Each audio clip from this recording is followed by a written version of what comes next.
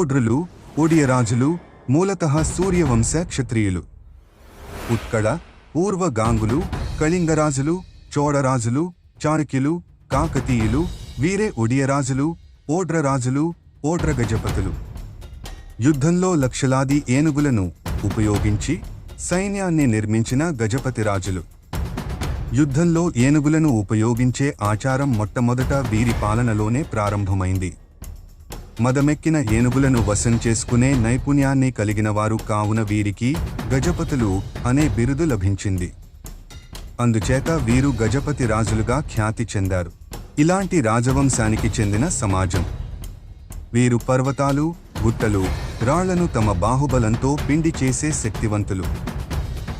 గుడిగోపురాలు భారీ కోటలు కోట తలుపులు నిర్మించిన వారు వీరే.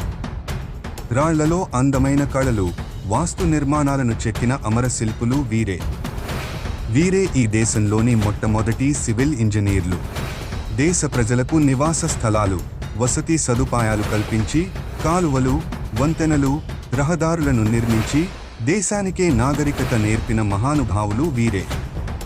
ఈ దేశ రైతులకు చెరువులు బావులు నిర్మించడమే కాకుండా తమ ప్రాణాలనే పణంగా పెట్టి ఆనకట్టలు కట్టి నీటిని సమకూర్చి దేశాన్ని సస్యశ్యామలం చేసిన వారు వీరే.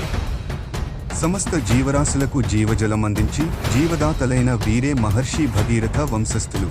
ఓడ్రులు ఒడ్డెరాజులు ఒడియరాజులు సమాజానికి చెందిన వీరే ఈ దేశంలోని తొలి ప్రప్రథమ సూర్యవంశ క్షత్రియులు. శ్రీరాముడి నిజమైన వారసులు వీరే. వీరికి ఖచ్చితమైన చారిత్రక నేపథ్యం ఉంది. ధన్యవాదాలు.